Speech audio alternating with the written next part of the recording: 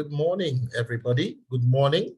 My name is Oke Okere, and it's my pleasure to welcome you to our third Tuesday Zoominar at this rather early hour. I want to thank everybody for joining.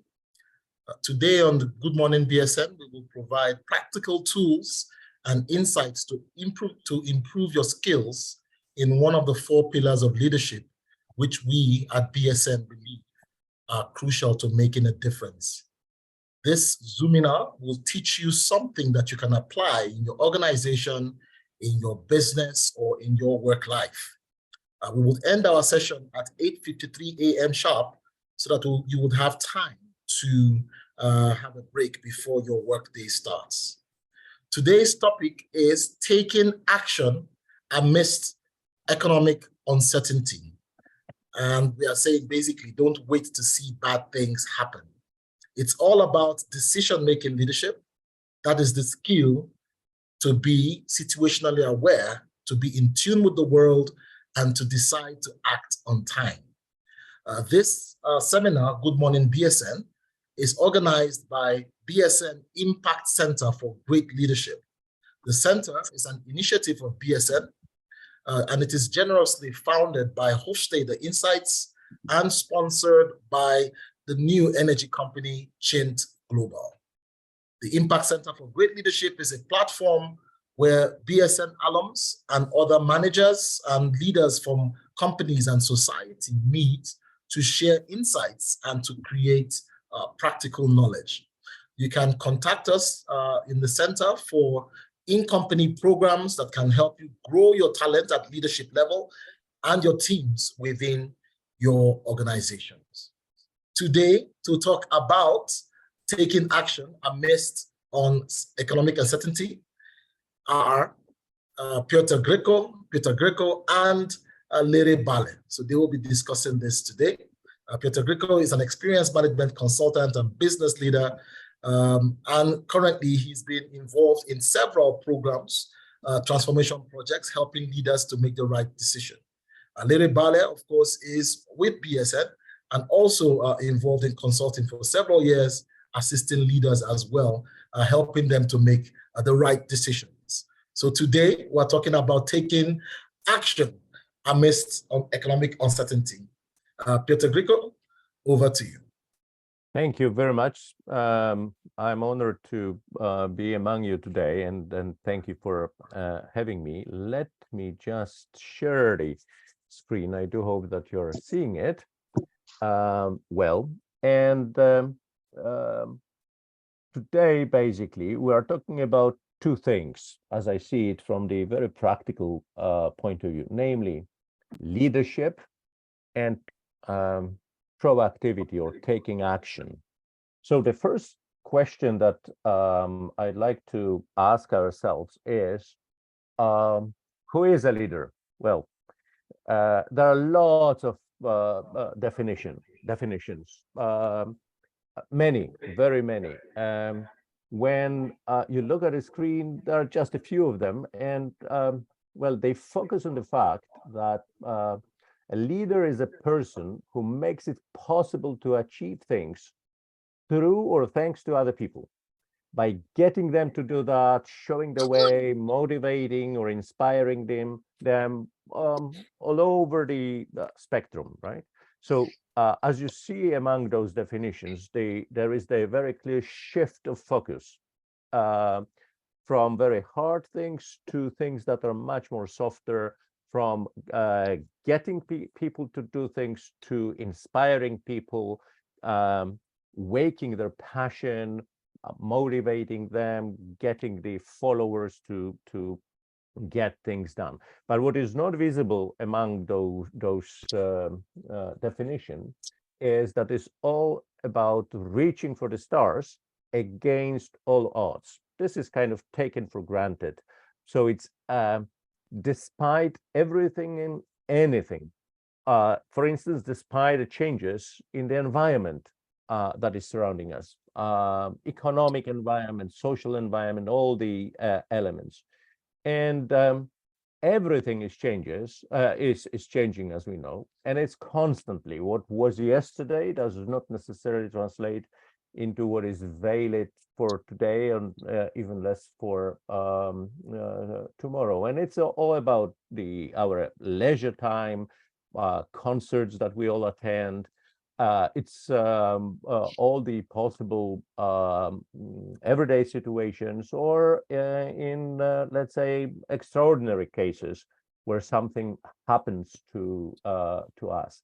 What's vital is that yesterday's solutions, however great they were, do not translate really into the future, and that brings quite a few consequences. So instead of talking about the theories and concepts behind, I'd like to uh, take you to a journey through rather rough waters of the financial world, right? It's a heavy piece of work, I'd say. At times it's rewarding, but normally rather, as they say in my mother tongue, hard piece of bread to bite into. So there was that bank. The client is a bank located in Dubai, the United Arab Emirates. Bank's name is Noor Bank. Well, it's one of I'd say major Islamic banks, right? The interesting was that it was founded in 2008, and exactly when it started to operate, it needed to struggle heavily through the first banking crisis. Okay, that was a difficult situation that hit them pretty hard. And when they were kind of coping with everyday life, again in 2017, the new crisis came around the corner, and again, that was a major hit, I'd say. The bank, to put it in a perspective, is more or less 2,000 people, a pretty important player on the primarily local regional market, I'd say. You understand me? Okay. And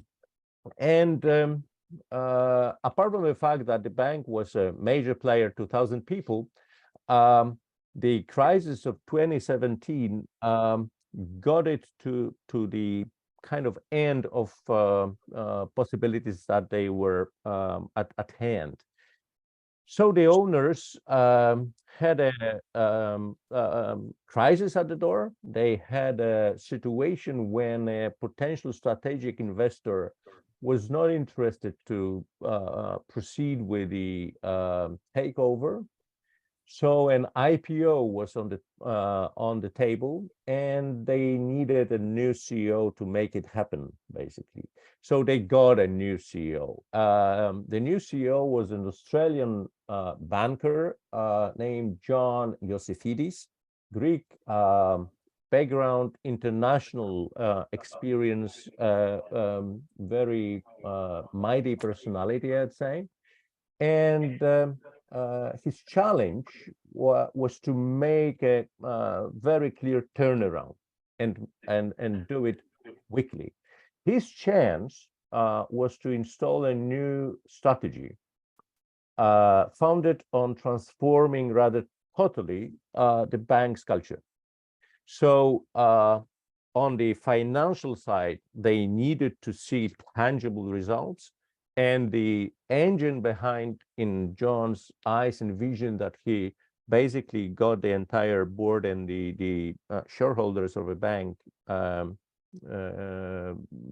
agreed around, was that the cornerstone was the culture. So basically, from a traditional banking institution, what they wanted to do in a short time was to create a kind of a tech company with a bank license, and that required very heavy transformation of their culture, basically.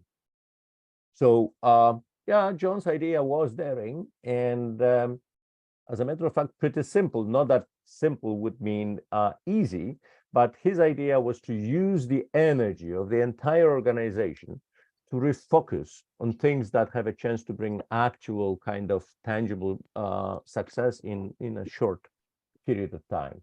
So the solution that he would be taking was pretty much that can be kind of summarized in a couple of points. For the first, to better understand what the bank is all about, what the present culture is, and to do it not following the heart, not following the intuition or emotions, but have solid data describing the culture, measuring the culture, and in that case, use that data also to project what kind of culture they need to have in place and translate that into very actionable items.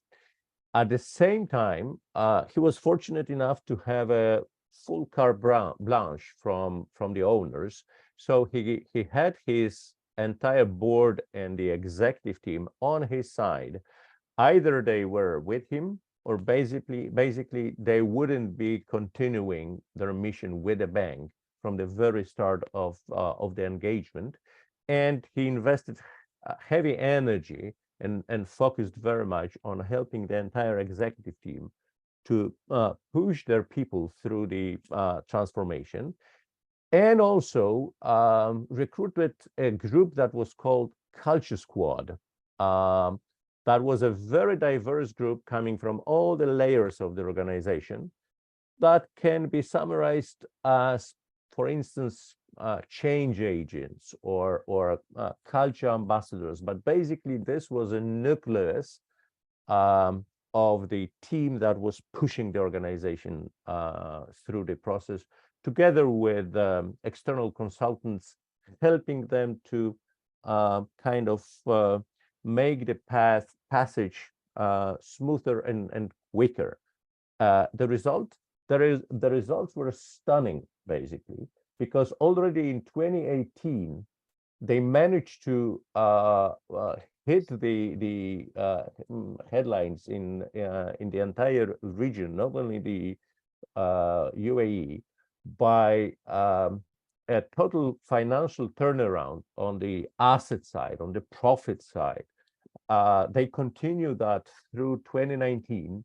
By the end of 2019, they, as the bank was rewarded the Global Islamic Finance Award as the best transformation and strategy. And John himself got awarded with Transformational Leader of the Year award. The IPO was off the table because that financial investor, that strategic investor that was supposed to have taken over the bank, returned to the bank, and they were not only impressed by the financial outcome, but the fact that the team, John, the culture ambassadors, managed to create a sustainability in the bank, kind of giving a promise of a new situation for the bank. So Noorbank became a part of an imperium, you can say, empire of Dubai Islamic Bank, one of the largest banks following the Sharia law to the letter, basically. Not only in the region, but one of the largest entities of its kind globally. What was the core of that turnaround, right? John and his bank was basically in the middle of a pretty heavy hurricane that then turned into a, let's say, a tropical storm with rather high magnitude. Yeah? But instead of building a shelter, preserving what was left of the bank, he decided to harness the powers of Mother Nature and use that relying on his people and very heavy data, not just intuition. That was his way to get the term VUCA that we all know that well, not only from books or academic papers, but very much from our lives, into something totally different. From a situation that was totally volatile, totally unclear, very much complex, contradicting and ambiguous, he managed to turn that into something that can easily be and was called VUCA Prim. So his response was to install a robust vision, well translated into what it practically meant for the organization, for the teams, thus also for the individuals. Then he managed to focus everybody's attention on clarity and making things simple, and getting things basically done.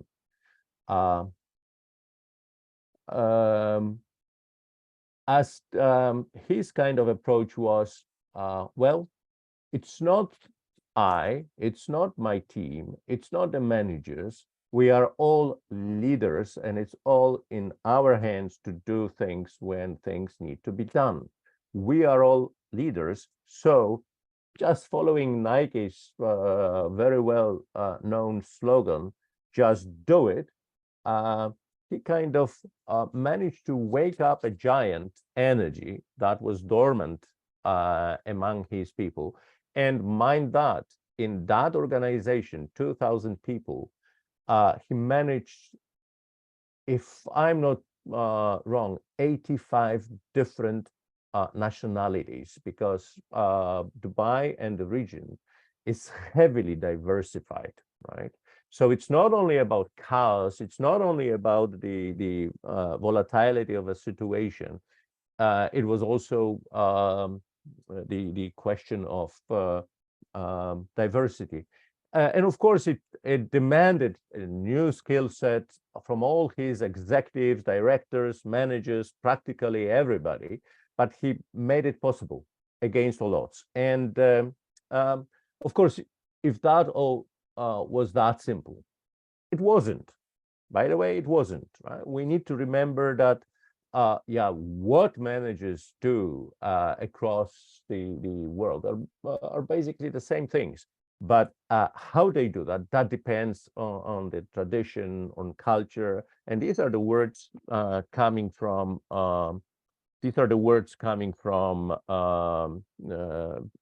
Peter Drucker from long ago, right? What that means in practical terms is that we all are aware of diversity. We are all aware that there is heavy knowledge behind diversity, cultural diversity, for instance.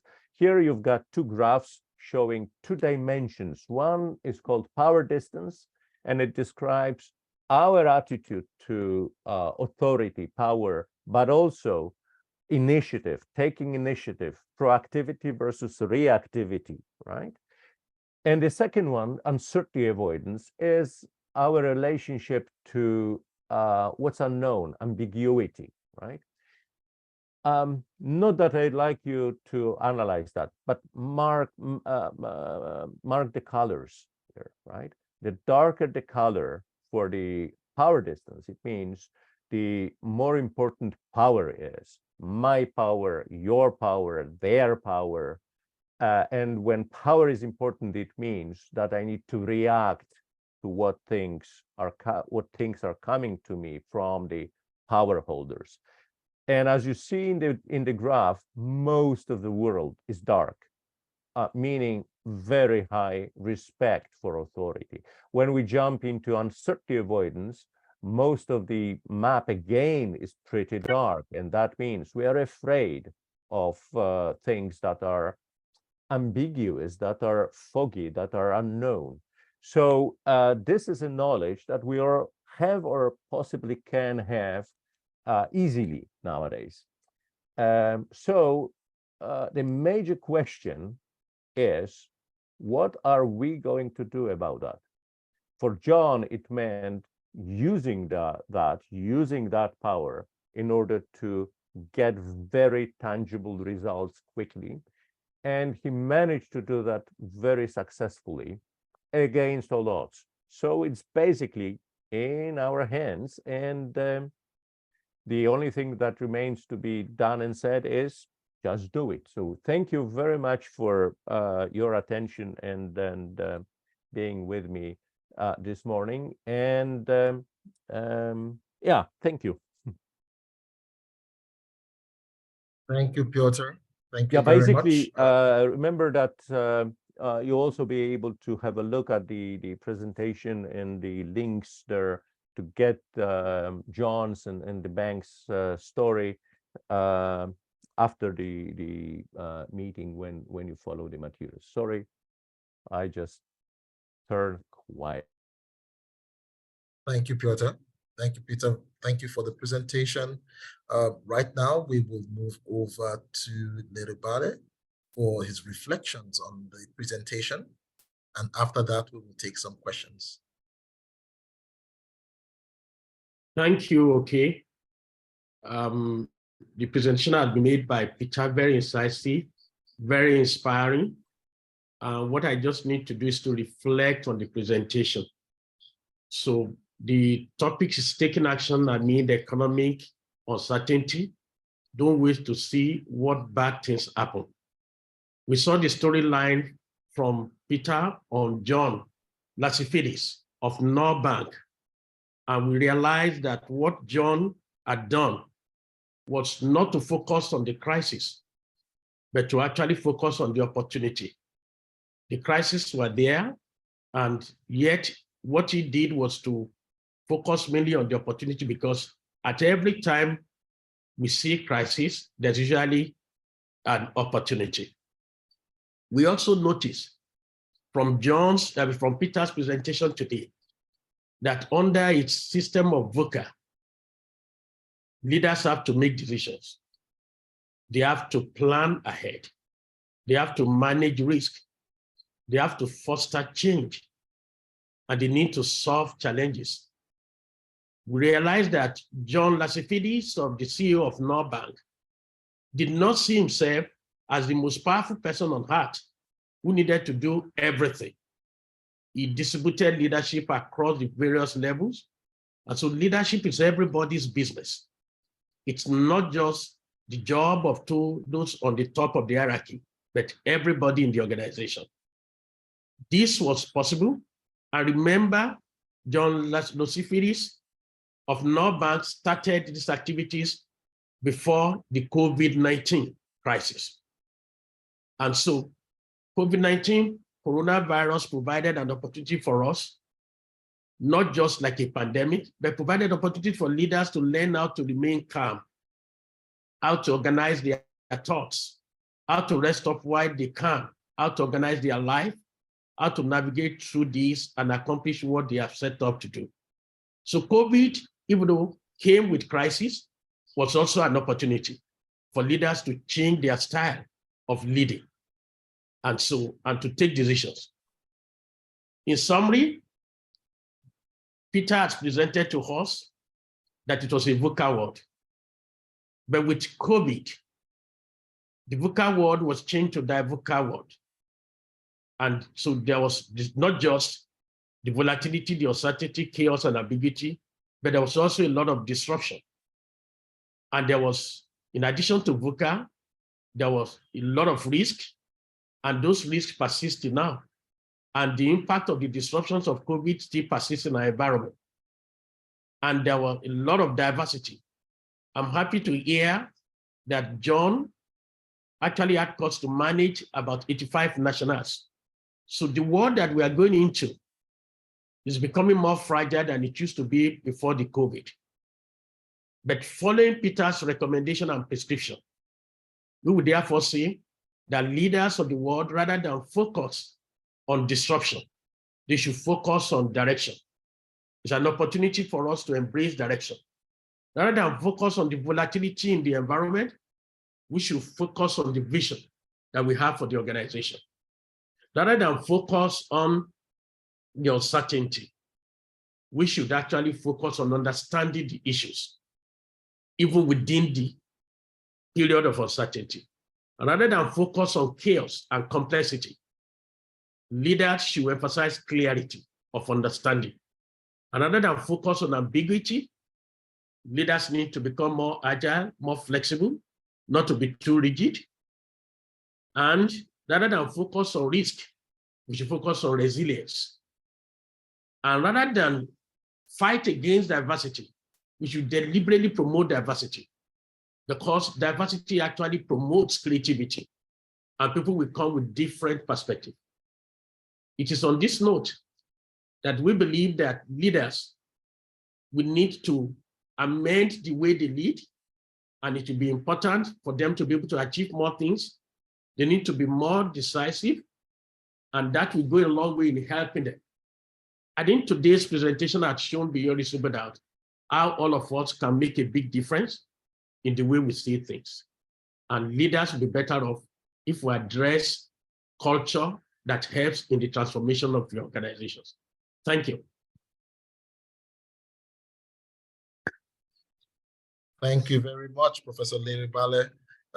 Now we will open the floor for questions. If you have a question, please would you help us by raising your hand using the reactions button so that we can have an order to the questions.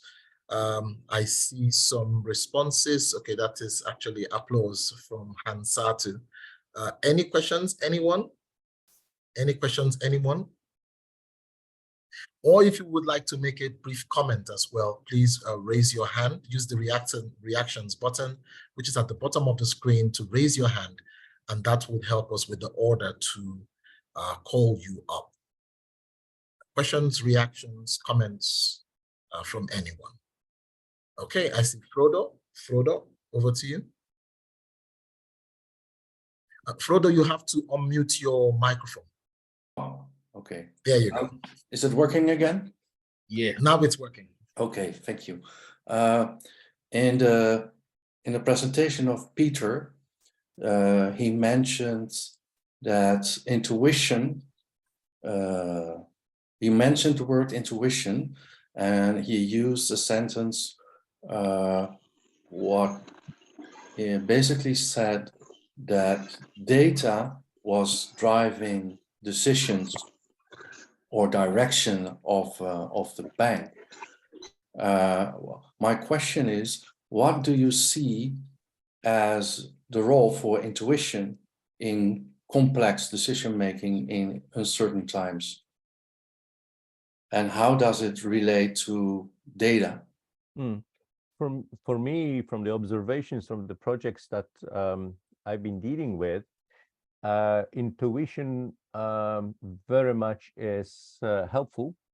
However, when it comes to getting things done quickly and convincing people,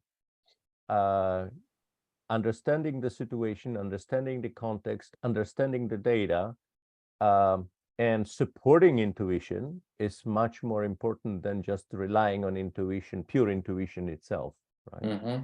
For me, I'm a practitioner, okay? For me, intuition is all the tacit knowledge and experience that I am having and everybody is having from what has been happening to us throughout the time.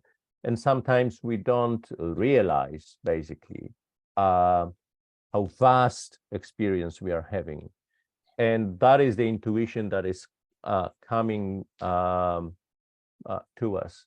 But then, anyhow, it is essential to have data supporting the intuition. And for me, that is also a very helpful tool that can be used to persuade people. Of course, data can be misinterpreted, can be used in a wrongful way, but so can a knife be, right? Mm-hmm. You can slice bread, you can kill somebody. with a knife. Same with the data. For me, data in unobvious situations, like to describe and measure things like culture, that normally is intuition, that normally is the emotional side, that is intangible, that is understood by everybody, but not really kind of in the same manner, having a common denominator. In that particular case, and in very many other cases, helped organizations, sometimes large organizations, to go much quicker through decisions, times, and transformations. That type of data allowed organizations like Nurbank to really accelerate the process. By the way, John nowadays works, still works in GCC in Dubai, but now he's heading a huge family-owned conglomerate with 28,000 people, making the transformation again, using the same kind of approach, of course, with a different kind of dynamics, but still very successful. Within 2 years, he managed to move the organization already significantly. So yes, data that is supporting intuition, not intuition that is the only factor. Sometimes, of course, you need to rely on instincts. But when you are supported by data, then your instincts can be stronger and more effective. This is my take on that. Thank you, Piotr. You said data is like a knife. You can use it to cut bread, or you can use it to kill someone. You can use data to make sense, or you can use it to finish your company. Thank you so much for that insight about But data you also and can intuition. manipulate people, and truth, very truth, and statistics. Of course, this is also a possibility. Data, right? Thank you. Any other questions, comments from the floor? Please help by raising your hand so that we can call you up. You can use the reactions button at the bottom of the screen. Just have a few more minutes for questions or reactions. I see that there was a question about the slides. You will be able to get the slides. For now, please email us. And I've typed the email address in the chat box. It is info-icgl@bsn.eu. You can also go to our website and send a contact message, and that you would have at www.bsn.nl/contact/. So you can do any of those and you can get the slides for today. Questions, reactions from anybody else?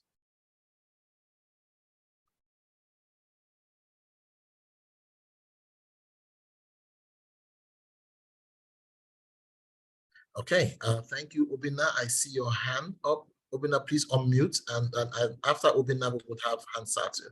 Obina, please unmute and ask your question.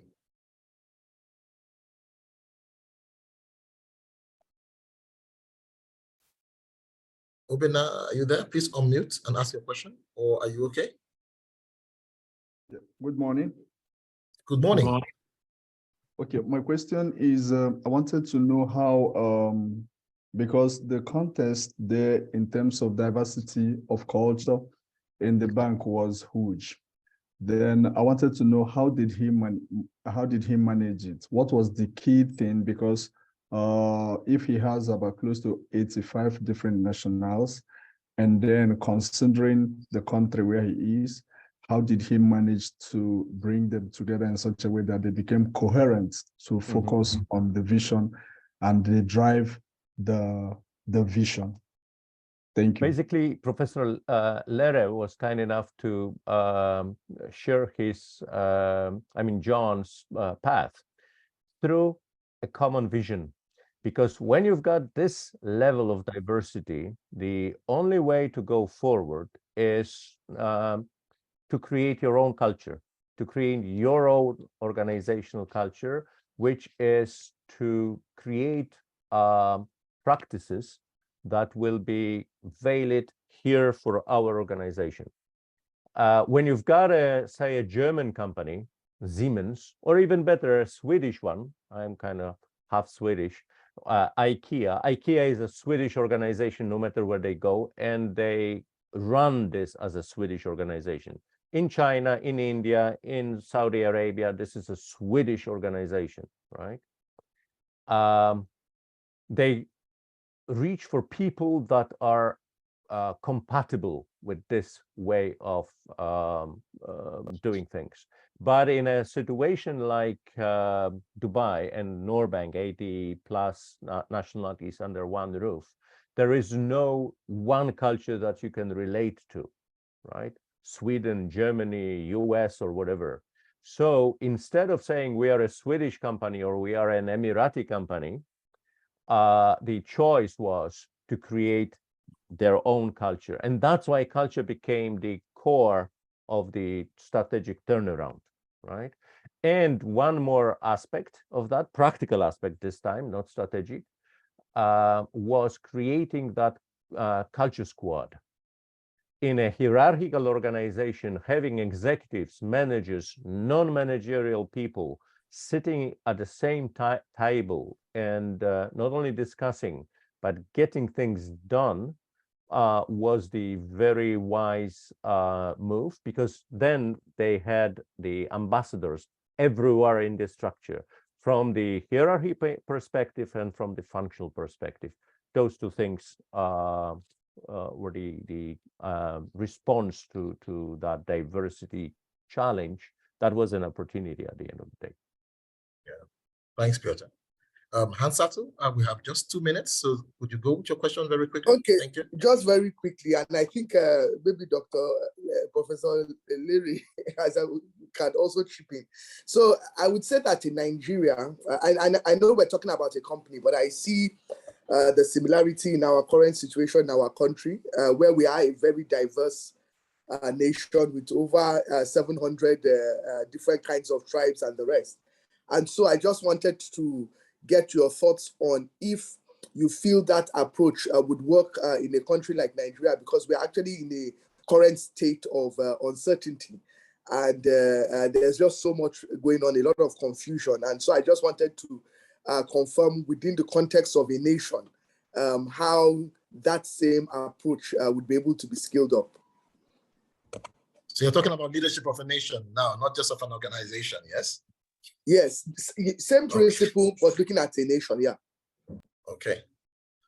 As you are aware, and Satu, Ofsted has done a number of work, and Okere has also been very kind to co-facilitate OA with me, where I explain the culture from country to country. And any leader that wants to manage or lead Nigeria must be willing to embrace the diversity of over 350 ethnic groups, over 700 different languages, and must be willing to take the best out of each one of them and try to create the Nigerian culture that we embrace the beauty of the diversity. There's beauty in the multiple color. Look at your picture shows rainbow, and that demonstrates clearly different colors and different love, the people with different things, but they can put everything on the table and make the nation to become greater. So diversity is not really an advantage. It's an advantage when you learn how to bring everybody together for the same purpose. Always remember, culture is capable of eating strategy for breakfast. And when the right culture is there, your strategy will work well. Thank you. Thank you so much, Professor Leary Bale. And thank you so much, Peter Gryko, dialing in from Dubai, I believe. Oh, sorry, you're dialing in from Europe. Warsaw? From Europe. You're from Europe. Warsaw, yeah. Okay, great. Yes, and Leary Bale was dialing in from Lagos, Nigeria. Want to thank everybody for joining in today. This is where we draw the curtains for today. Thank you for being part of our Zoominar. We have here at the same time next week, 8 o'clock Central European time, 8:15 Central European time. Do join us for another amazing edition of Good Morning BSN.